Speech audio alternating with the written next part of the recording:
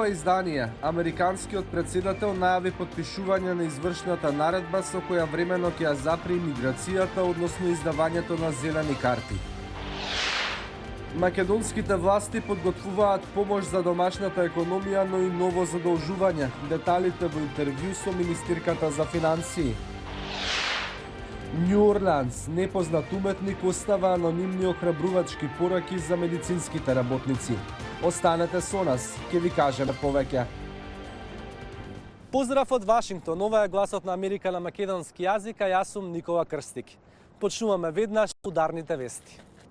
Американскиот претседател вели дека очекува денеска да ја потпише извршната наредба со која 60 дена ќе паузира давањето статус на постојан престој за имигрантите. На новинарите тој им кажа дека потегот има за цел да им даде на невработените американци предност за вработување, додека државата се опоравува од епидемијата на коронавирусот. Конечниот текст на наредбата не беше објавен, но представници на администрацијата кажаа дека ќе се однесува само на оние кои бараат зелени карти за работа, а не и за апликации базирани на семејни врски со американски државјани. Трамп исто така рече дека наредбата нема да се однесува на земјоделскиот сектор, што зависи од стотици илјади мигрантски работници. Демократскиот претседателски кандидат Џо Бајден не меѓу критичарите. Тој вели дека реториката против имигрантите е начин за одвлекување на вниманието од бавната реакција за коронавирусот. Македонските власти го започнаа процесот на издавање нова евроврзница. За ова, но и за начините на кои што економијата се справува со корона кризата, зборува министерката за финансии во интервју за Гласот на Америка. Со Нина Ангеловска разговараше Јана Бојаджиевски. Министерке, добар ден. Северна Македонија се наоѓа пред сериозни предизвици со коронавирусот. За покривање на дупките во приходите во буџетот, ММФ одобри 176 милиони евра дополнителни, 140 се очекуваат од Светската банка, помош најавува и Европската унија. Доволно ли е? Добар ден, Јане, благодарам на поканата. Значи, се соочуваме со најголемата светот се соочува со најголемата економска криза и согласно тоа секако дека сите земји се справуваат со истата локално. Ние креиравме неколку сценарија за да видиме, нели, односно за да одговорам дали ќе биде доволно. Дали ќе биде доволно, секако зависи од кој од сценаријата кои што сме ги проектирале би се остварила во однос на тоа колку би била помала наплатата на приходната страна, согласно тоа колку би бил поголем дефицитот или потребата за финансирање. Министерке, Македонија влезе во нови 30 дена во редна состојба. Како да обстанат малите бизниси ако се има предвид дека затварањето на подолг период поради коронавирусот за некој од нив ќе значи клучна врата и отпуштање на вработени? Да, видете, вонредна состојба ја спомнувате дека е продолжена. Значи, ова е, како што кажав, глобален предизвик, меѓутоа секоја земја делува и се справува локално, од една страна согласно своите можности, од друга страна како што владата цени дека е најсоодветно да реагира. Во едни такви услови исклучително важна е агилноста, флексибилноста и брзата реакција која што всушност вонредната состојба ни овозможува. За да правиме било какви уредби со законска сила, промени, имплементирање на мерки, потребно е да може да ги носиме тие одлуки, односно владата во овој случај ги носи законите, односно уредба со законска сила, како што во нормални услови тоа го прави парламентот. За македонската економија, како што анализира Светската банка, најмногу се очекува да забави личната потрошувачка, ќе се намали извозот и инвестициите.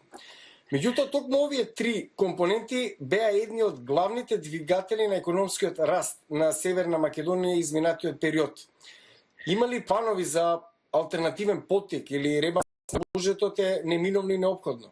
Да, значи се соочуваме со шок и на страната на побарувачката и на страната на понудата. Како што ги кажавте компонентите, дефинитивно еден од двигателите на економскиот раст кај нас е приватната потрошувачка, која што во вакви услови, кога ќе има намалување на расположливиот доход на домаќинствата, дел поради можеби загубени работни места, дел поради намалување на плати, поради потешкотиите со кои што се соочува стопанството, дефинитивно очекувањата се дека ќе има пат на приватната потрошувачка, но не само заради намалување на расположливиот доход и заради овие рестриктивни мерки за затворање на економската активност. Практично граѓаните кога се во самоизолација, во карантин, во домашни услови не ни размислуваат, ниту пак трошат. Министерке, ви благодарам за разговорот и секое добро. Благодарам и вас на поканата. Целосното интервју со министерката за финансии можете да го видите на нашата веб страна и на социјалните медиуми. А македонски професор поради пандемијата остана во Чешка. Анита Шијакова разговараше со него за мерките кои ги презема оваа земја. Златко, ти околу еден месец се наоѓаш во Чешка. Како дојде до тоа, еве, поради ситуацијата да мораш да останеш таму подолго од предвиденото? Па видете, јас дојдов службено, авионски. Мојата цел во Чешка република беше да одржам гостувачки предавања на државниот универзитет, Чешки државен технички универзитет, на факултетот за сообраќајни и транспортни науки во Прага и на универзитетот Шкода Ауто во Млада Болеслав. После извршената, значи, одржаните предавања на двата универзитети, ме затекна ситуацијата ова вонредната состојба и еве веќе повеќе од месец дена остана во Чешка република. Ти си председател на Сдруженијето за македонско-чешко пријателство, комуницираш таму и со македонците, како тие функционираат во овие услови и каква е воопшто состојбата?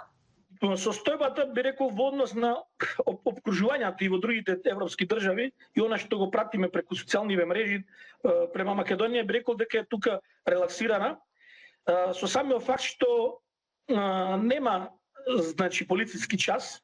Задолжително е носењето на маска на сите јавни места. Остојанието до 2 метри е исто така обавезно. Самото, значи, движење не е ограничено, како што напомнав. Од денеска, значи, понатаму се најавува пуштање во работа на поголемите објекти до 400 метри квадратни и од наредната недела и објекти што се и за нечиски дуќани до 200 метри квадратни. Така да факултетот од каде што практично и доаѓаш во Чешка исто така презеде соодветни мерки, можеш ли нешто да ни кажеш за тоа како научните установи се вклучуваат да помогнат во оваа ситуација? Видете, јас, значи, и во својство како професор дојдов да ги одржам и гостувачки предавања на двата универзитети, со оглед да вториот докторат ми е, значи, на Чешки државен технички универзитет, поточно на факултетот за сообраќајни и транспортни науки на катедрата за возила. Колегите максимално се потрудија да со помош на 3D моделирање и да изработиме маски, значи, за заштита, така да слободно може да кој е заинтересиран, значи, да погледа како Чешкиот државен технички универзитет е вклучен во произведувањето на маски за заштита против коронавирусот.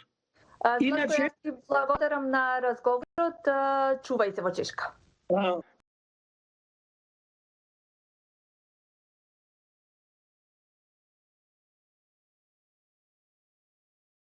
Уметник Маријама Дијало Јавова. Едноставен гест што предизвикува насмевки. Како што влегувате, читате. Доколку сега пристигнувате, ви благодарам за она што ќе го направите. Малку понатаму друга порака. Извонредни сте.